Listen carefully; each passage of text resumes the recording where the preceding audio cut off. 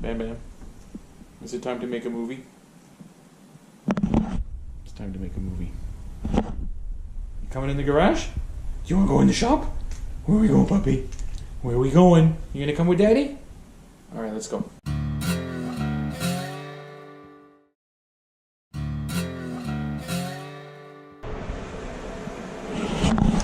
Okay, so good morning.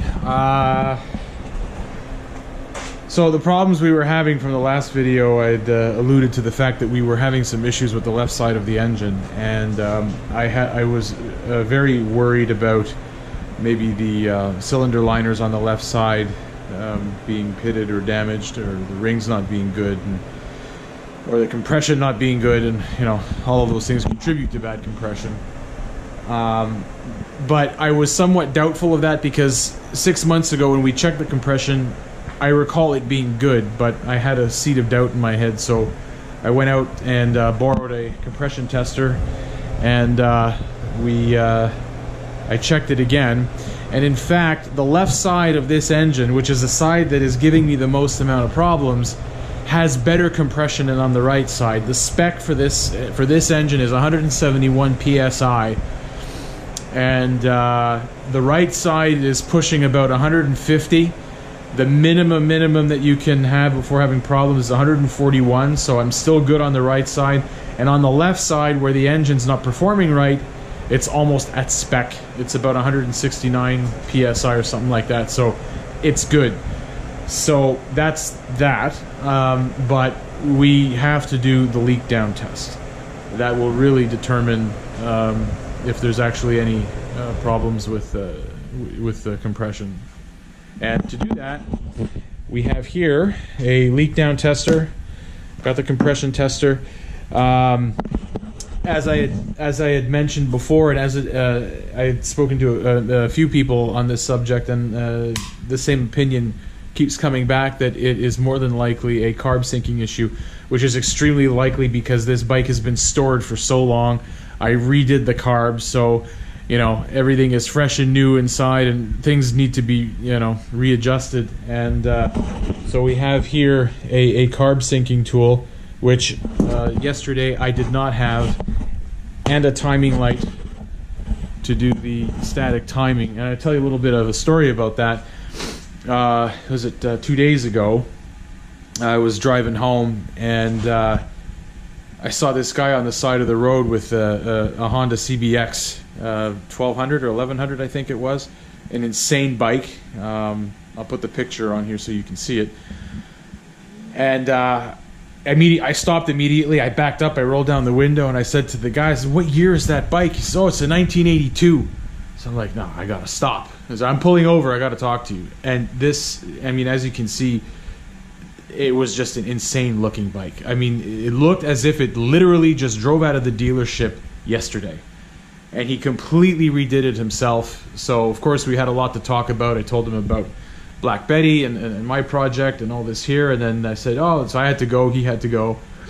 And I said, well, you know, I'll find you on Facebook, and then we'll keep in touch. You know, maybe we can go riding at some point in the future. And so whatever. So I contact him on Facebook, and I start elaborating on the problems that I'm having. It turns out he's a mechanic at a local car dealership here in the West Island. So I said, yeah, I've got to do this, I got to do that, I got to sync the carbs and this and that. And he says, oh, well, you know, yeah, you need a carb syncing tool and all this. Is, oh, I don't have any of that. He says, oh, well, I got this, I got that. If you want, you know, just come on by and you can borrow them and you know, do what you got to do. Guy that I met like 48 hours ago, to me didn't exist, and turned out to be, you know, really cool guy. This guy Mike Common, really nice guy, amazing bike builder. You know, as you've seen. So anyway, so we're all set up, so we're going to get to it. First thing that we're going to do is we're going to take the bike. We got to put it upright. I got to get it onto the center stand, and I can't do it without jacking up the bike because this thing is so goddamn heavy, and I don't have the technique down to get it to heave it up myself. So luckily I've got a jack. We're just going to crank it up, set it down. So what we're going to do, first things first, we're going to check all of the static stuff. We're going to take off the valve covers. We're going to have a look at the valve clearances. I adjusted them a while back, but I'm going to go over it again. I'm going to check the point gap Once all that's done and I'm satisfied with that, then it's going to be the leak down test, and then we're going to start messing around with the carb sync. So let's get to it.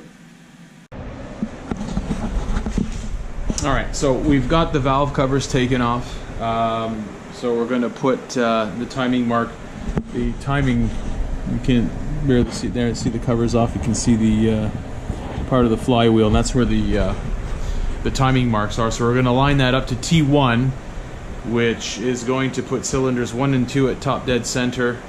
And in the manual and the procedure, it shows which valves are closed, which ones are closed at which position. So we need to have 1/4 of an inch between the rocker arm and the valve stem. And I suspect it should be okay, but I mean, since we're going through it, we're going to go through it with a fine-tooth comb. We're going to check everything. All right, so let's start checking that. All right, so we readjusted the valves, and I found that the both exhaust valves on the left side of the engine, where I was having my problems, or where I am having my problems, were way too tight.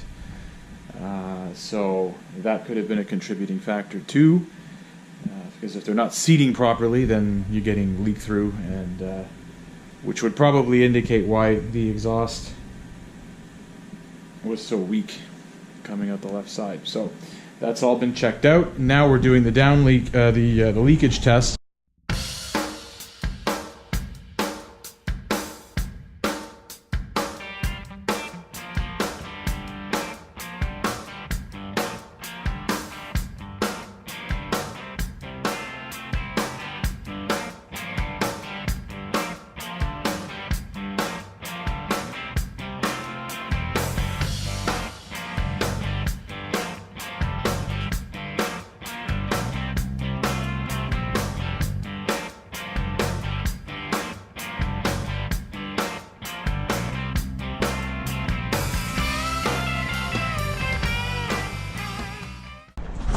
Okay, so we've got the I did the timing, static timing, and got the points readjusted. They were a little bit off, so we checked that out, buttoned everything back up. So now we've got it rolled outside. Now we're going to start it up, and we're going to see how these carburetors react once I start fiddling with those adjustments and see what the RPM does. If my theory's right, then we should start seeing the RPM increase, and then we'll be able to balance it all out properly once I get the synchronizer hooked up. So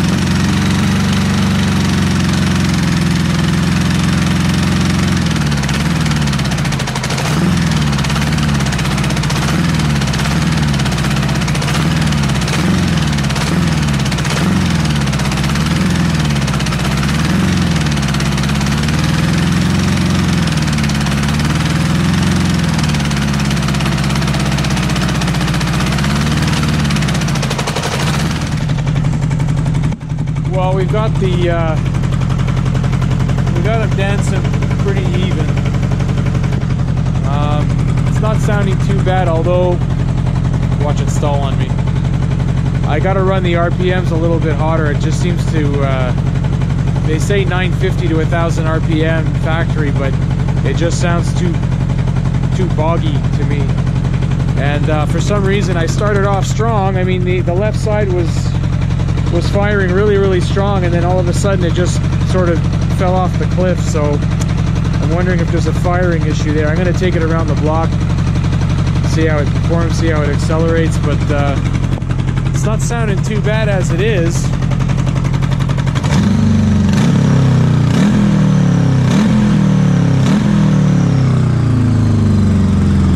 But there's still some more fussing around that I got to do with it, so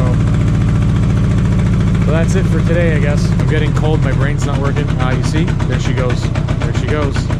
There she goes. No. Something's wrong. We're not done. We're not done. Okay, so it was running okay. As you saw, as I was sort of crowing on or seemingly satisfied about the way it ran, it just decided to stall. So there's clearly an issue. I mean, look, the bike is running much better than it did a couple of days ago. The leak down test was okay. The compression test was okay. I rechecked the valves, the points, and it's funny because when I started it up initially, part of the problem that I was having, I wasn't getting the same amount of output from the left side muffler telling me that there's a problem with the left side. When I started it up, it was okay for a while, but then it went away. But by syncing the carbs and doing all the things that I did earlier on, I managed to get the engine to behave itself now. Now the RPM is set at about 1100, 1200, and there it's happy. But if I go and I bring it down to 1000 RPM or 950, which is factory spec, then it's not happy, telling me that there's still obviously a problem with the left side. But we're getting close, so we're going to find it. So stay tuned for more, and I'm going to do a little bit of research and see if we can not find that little worm in the engine and then get it running 100% right, but we're almost there. So thanks for watching. Please click and subscribe and like and share and all that stuff. And we are still HoodRat Customs for the time being, so we're not big, but we're small. So thanks a lot.